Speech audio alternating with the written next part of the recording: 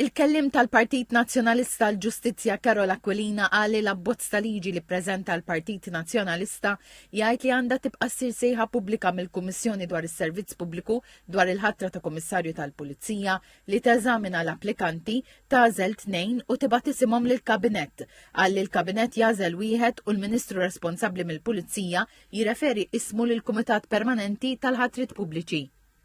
Minn fost dawk it-tnejn m'hemmx diffikultà li l-Kabinett jipproponi wieħed minnhom u jirreferi ismu lill-Kumitat Permanenti dwar il-Ħatrit Pubbliċi. Huwa kumitat iffurmat miż-żewġ naħat tal-Kamra u hemmhekk isir l-iskrutinju tal-persuna, dak li nsejħulu bl-Ingliżi grilling, isiru l-mistoqsijiet, isir id-dibattitu dwar dak il-persuna u mbagħad il-Kumitat jagħti parir favur jew inkella kontra. Spjega li wara titressaq mozzjoni fil-Parlament bl-isem tal-persuna biex isservi ta' Kummissarju tal-Pulizija.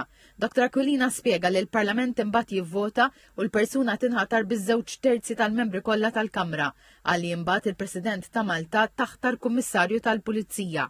L-abbozz ta' liġi jgħid ukoll li l-Kummissarju tal-Pulizija jista' jitneħħa biss bil-vot ta' mill-inqas żewġ terzi tal-membri minħabba inkapaċità approvata li jaqdi l-funzjonijiet tal-kariga.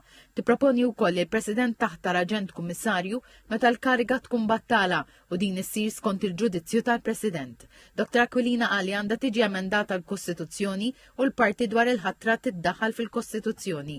Ix-Shadow Minister għall-Intern Darin Karabot qal li l-Partit Nazzjonalista ra li għandu jressaq dan l-abbozz ta' liġi minħabba li l-pajjiż kellu 7 kummissarji tal-Pulizija fi 12-il sena.